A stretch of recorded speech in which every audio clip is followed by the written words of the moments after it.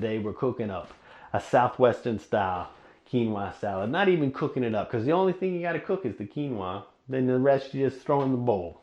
Stir it up, delicious, easy to make. You'll be with all the cool kids, you know, riding that hipster, trendy bandwagon all the way to Healthville.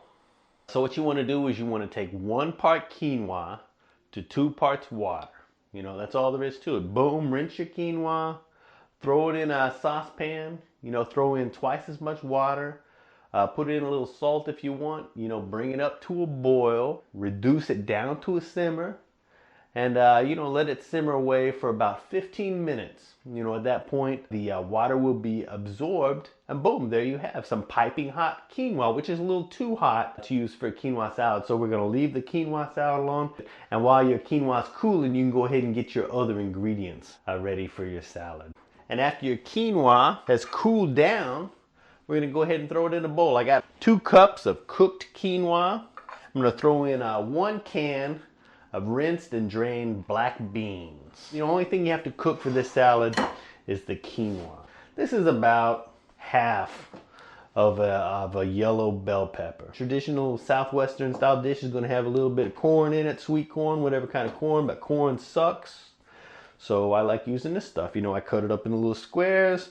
If you squint, it'll look like corn, but it's better for you than corn. You know, you don't have to throw any kind of hot pepper in there if you don't want to, but I like using a little pickled jalapeno. Just because I like that little heat, I'm going to take some of my pickled juice from the jalapeno and throw it in there.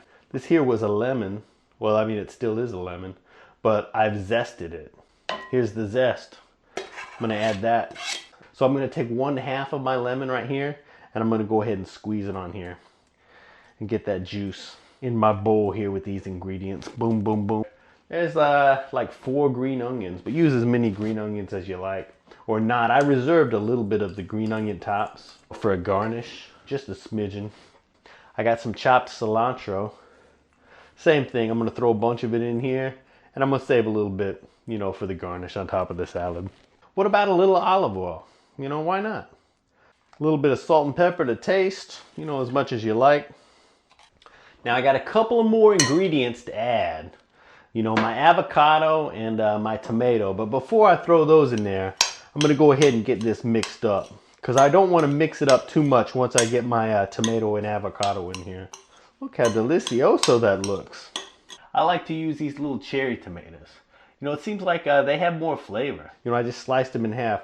But then that way you have a lot of skin on the tomato. And you know, that helps to hold the tomato together. And now I'm going to go ahead and slice my avocado.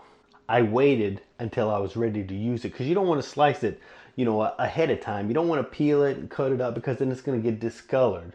Here's a tip for you. When you're buying an avocado, when you're selecting it at the market, see this little nubbin thing here? I don't know what that's called. What is that? You know what I'm talking about, this little nubbin. Select avocados that have this little doohickey in there. See, because it comes out, boom. See how I pulled it out there? And now you can see the avocado in there. But if you buy these at the market and it doesn't have this little, whatever the hell this is in there, then the soul of the avocado will escape. Alrighty, boom, there you have it, my nice, freshly sliced green avocado. And now I'm going to take my remaining half of lemon and go ahead and squeeze that directly over my avocado.